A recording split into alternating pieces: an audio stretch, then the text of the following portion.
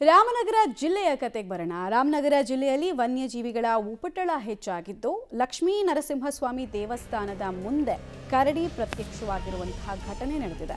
ರಾಮನಗರ ತಾಲೂಕಿನ ಗೊಲ್ಲರದೊಡ್ಡಿ ಗ್ರಾಮದಲ್ಲಾಗಿದೆ.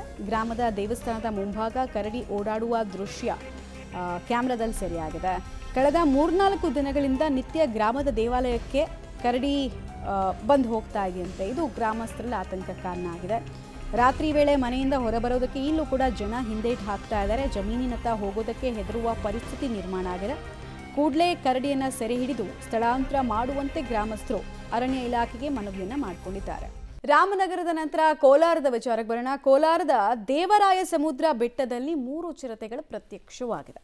ಕೋಲಾರ ಜಿಲ್ಲೆಯ ಮುಳಬಾಗಿಲು ತಾಲೂಕಿನ ದೇವರಾಯ ಸಮುದ್ರದ ಬೆಟ್ಟ 3 ಚಿರತೆಗಳು ಬೆಟ್ಟದಲ್ಲಿ ಪ್ರತ್ಯಕ್ಷವಾಗಿರೋದ್ರಿಂದ ಸ್ಥಳೀಯರಿಗೆ ಬೆಟ್ಟಕ್ಕೆ ಹೋಗೋದಕ್ಕೆ ಭಯ ಉಂಟಾಗಿದೆ. ಚಿರತೆಗಳನ್ನು ಕಂಡು ಸ್ಥಳೀಯರಿಗೆ ಆತಂಕ, ಎಲ್ಲಿ ಗ್ರಾಮಗಳಿಗೆ ನುಗ್ಗುತ್ತೋ ಅಂತ. ಈಗಾಗಲೇ ಗ್ರಾಮಗಳಿಗೆ ಬಂದು ಕುರಿ ಮೇಕೆ ಬೀದಿ ನಾಯಿಗಳನ್ನು ಚಿರತೆಗಳು ಹೊತ್ತೊಯ್ತಾ ಇರೋದ್ರ ಬಗ್ಗೆ ಮಾಹಿತಿ ಸಿಕ್ಕಿದೆ. ಚಿರತೆಗಳ ಆವಾಸ ಸ್ಥಾನ ಯಾವಾಗಲೂ ಕುರುಚಲು ಕಾಡಿನ ಪ್ರದೇಶ ಆಗಿರುತ್ತೆ, ಬೆಟ್ಟ ಗುಡ್ಡಗಳ ಪ್ರದೇಶ ಆಗಿರುತ್ತೆ.